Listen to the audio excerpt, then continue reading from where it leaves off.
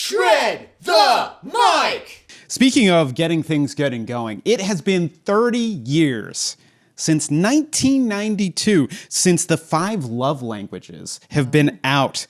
You know, and what are they? Remember, they're touch, acts of service, words of affirmation, quality time, and gifts. Well, I believe it is time for an addendum to the 5 love languages. In top of the list, bread and cheese. If you want to show me love, you better show up with a simple gift of bread and cheese. Any combination will do, really.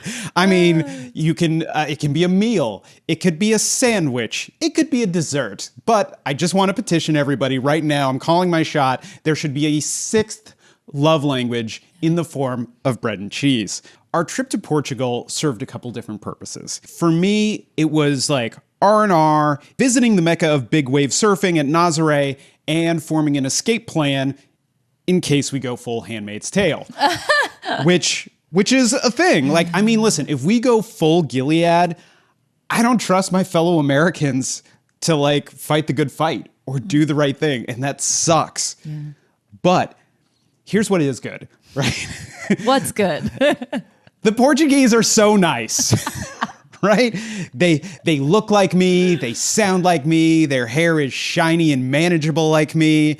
I mean, listen, what is there not to like about Portugal? Plus, I mean, listen, don't get me wrong. It would be a shame if democracy in America goes away in my lifetime. Don't get me wrong. That is not lost on me. But have you been to Portugal? I have. You have? I have. Have you had Portuguese food? I have. It is so good. And the cost of living is so cheap. So if America is going to go down in a dumpster fire, it's good to know that we have options. Plus, I speak the language, and they also speak better English than most of us. So, that's true. Anyways, those are my thoughts on our backup plan.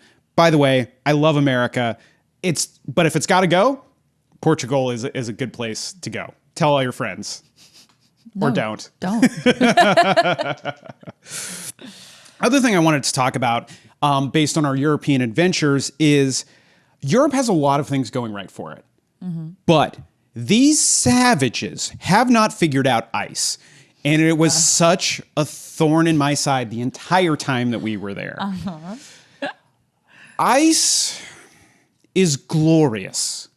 Yeah. But for some reason, they haven't figured out cold beverages there. And so I was blown away just by the amount of side eye I received from our flight attendant on our way to Europe. Yeah. Like, we've barely left the continental United States, and asking for ice water.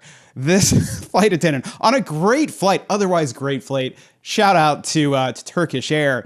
But the side eye from this otherwise very pleasant flight attendant was just like, it cut through me like a knife. It was sharp. It was sharp. Yeah. It just told me everything I needed to know about how people in Europe felt about ice. So I was like, you know what? Here's how I'm going to make my fortune when we go to Europe, is I'm going to bring an ice machine with me, right? And I'm going to be like a drug dealer. I'm going to start giving out cold beverages for free for 6 months. And I'm going to get everybody hooked on ice cold beverages, right? Because we've all figured it out, but they don't know. But then, just like a drug dealer, I'm going to jack my prices up to make sure everybody is fully addicted to my ice cold beverages. And that is how I'm going to end up sitting on a giant pile of euros once we flee all the way to Europe. Yeah.